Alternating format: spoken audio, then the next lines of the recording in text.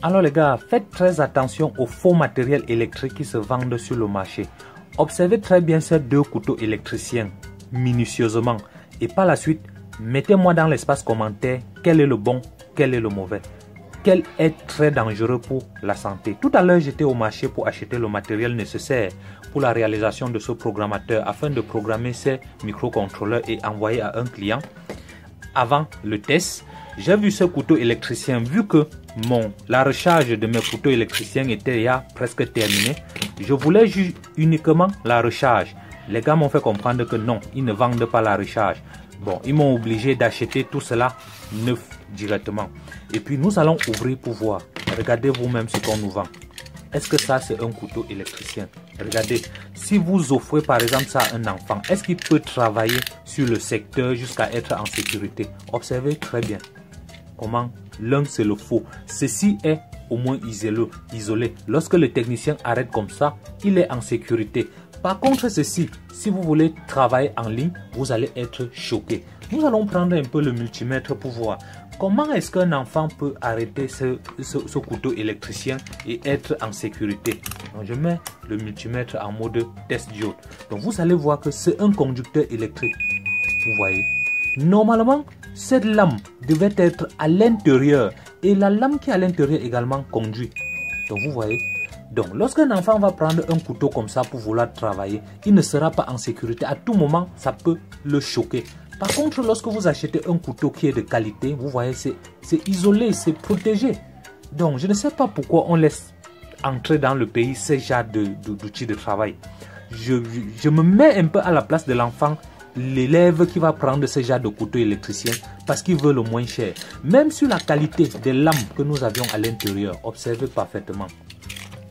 Donc même l'épaisseur, c'est différent. Lorsqu'on va vouloir couper, ce genre de lame se casse très facilement et ça peut blesser un enfant. C'est très dangereux. Je ne vous recommande pas ce genre de matériel. Donc c'est très faux. Autant mieux faire l'effort d'acheter un bon couteau électricien car c'est sécurisé. Vous voyez, l'enfant peut bien manipuler et faire ses essais sans souci. Vous voyez, l'enfant est en sécurité. Par contre ça, s'il est en ligne, il va manier comment? Il va se faire électrocuter, il va se faire avoir. Donc ça, c'est pas le couteau électricien. Ne faites plus l'erreur. Mon objectif, c'était d'acheter les lames de rechange pour mon couteau électricien. Mais ils m'ont fait comprendre qu'ils ne vendent pas en détail et m'ont fait acheter le faux. Donc voilà pourquoi je m'indigne sur cette vidéo. C'est très dangereux, surtout pour nos enfants. Si nos membres du gouvernement pouvaient voir ces genres d'outils, il devient normalement interdit. Car si un enfant prend ça, il va se faire mal, dangereux. Il va se dire qu'il a un couteau électricien. Oh, c'est un couteau de cuisine. Pour moi, ça, c'est un couteau de cuisine. Ce n'est pas différent des couteaux de cuisine. Par contre, voilà un couteau électricien. C'est bien isolé. Regardez la lame conductrice qui est à l'intérieur. C'est bien isolé. L'enfant est bien en sécurité. Il peut bien travailler. Non. Je ne comprends pas pourquoi on peut faire parvenir ça. C'est tellement léger. C'est très dangereux pour les enfants. Donc, voilà. Donc, si toi également, tu as ces mêmes projets, ces mêmes difficultés, n'hésite pas de me les faire savoir. Et c'est la même chose sur le thym que j'achète au marché. Regardez vous-même. J'ai acheté le thym il y a de cela une semaine. Je n'ai pas pu souder avec. Au point où je suis rentré au marché acheter encore ce nouveau rouleau. Tout ça, ça me fait dépenser. Pour rien. Je ne sais pas pourquoi on laisse parvenir au marché des composants de mauvais choix. Donc, les mêmes choses. Vous voyez, également sur les batteries, on nous vend les matériels qui n'est pas de qualité. Chaque jour, je dépense l'argent pour acheter le thym, mais on n'a pas le bon. Comment est-ce qu'on va faire pour s'en sortir dans ce cas-là? Oh.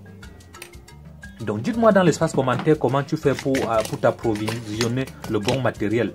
Donc, pour moi, je trouve ça très très délicat. Donc, regardez le faux thym. Depuis, je n'ai même pas utilisé. Regardez vous-même. Même ceci, il dit que c'est la bonne marque, mais tout ça, c'est le fake. Tu ne peux pas bien faire des projets. Lorsque tu vas vouloir réaliser une carte comme ça, ça va te mettre vraiment. Je suis très très déçu par ce type de matériel. Donc, dis-moi dans l'espace commentaire comment tu trouves ce genre de trucs. Un, c'est le faux et l'autre, c'est le vrai. Donc, autant mieux prendre les objets de seconde main, de la casse, comme je le dis souvent. Donc, voilà, vous observez vous-même que l'un, c'est la pure copie et l'autre, c'est un peu bien. Like et abonne-toi pour ne plus rater des prochains tutos. A plus.